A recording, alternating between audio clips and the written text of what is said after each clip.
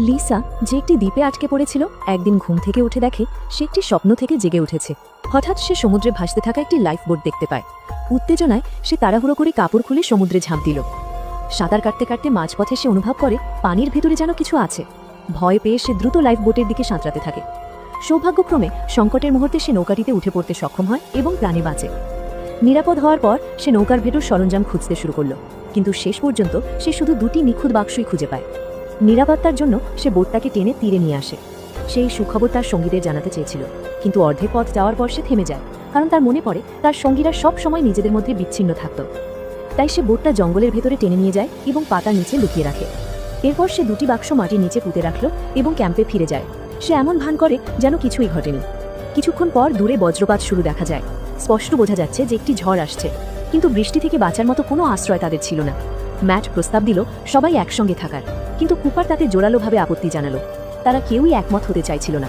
সৌভাগ্যক্রমে অন্য সঙ্গীরা জোর করে তাদের সরিয়ে নিল। ঝড় খুব কাছেই ছিল। লিসা সবাইকে তার অনুসরণ করতে বলল। সে সবাইকে লাইফ বোটের কাছে নিয়ে গেল বৃষ্টি থেকে বাঁচার জন্য। এক রাত কাটার পর লিসা খুব ভোরে ঘুম থেকে ওঠে। সে সমুদ্র তীরে যায় কোনো চিহ্নের অর্থ বোঝার জন্য। হঠাৎ সে পায়ের নিচে কিছুতে পা দিল। নিচে তাকিয়ে দেখল সেটি একটি রিমোট কন্ট্রোল। হঠাৎ তার মনে পড়ল সে যে বাক্সটি পুঁতে রেখেছিল, সম্ভবত এই রিমোট কন্ট্রোলই বাক্সটি খোলার চাবি। তাই সে দ্রুত বাক্সের দিকে দৌড়াতে থাকে, কিন্তু সেখানে গিয়ে সে ম্যাটকে দেখতে পায়। সৌভাগ্যবশত ম্যাট বাক্সের গোপন রহস্য জানত না। ম্যাট তার সঙ্গীদের খুঁজতে চলে যাওয়ার পর লিসা দ্রুত বাক্সটি খুঁড়ে বের করে এবং খুলতে চেষ্টা করল। রিমোট কন্ট্রোল ব্যবহার করেই সে বাক্সটি খুলতে সক্ষম হলো। ভেতরে ছিল একটি পিস্তল, আর অন্য বাক্সটিতে ছিল আরও অনেক কিছু।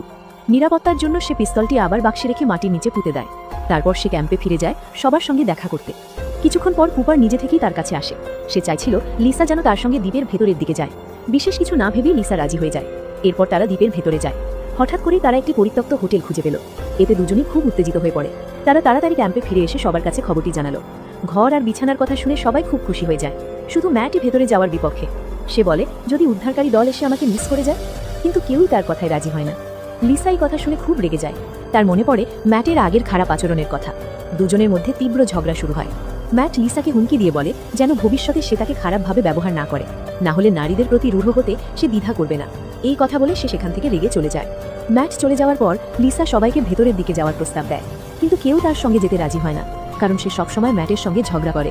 সবার একসাথে না থাকলে কেউই ভালো থাকবে না। এই কথা শুনে লিসা চুপ হয়ে যায়। সে একা লাইফ বোট নৌকায় ফিরে গিয়ে রাত কাটায়, কিন্তু পরের সকালে ঘুম থেকে উঠতেই তার সঙ্গীরা তাকে জোর করে নৌকা থেকে নামিয়ে দিচ্ছিল। কিছু বুঝে ওঠার আগেই তাকে ম্যাটের দেহের কাছে নিয়ে যাওয়া হয়।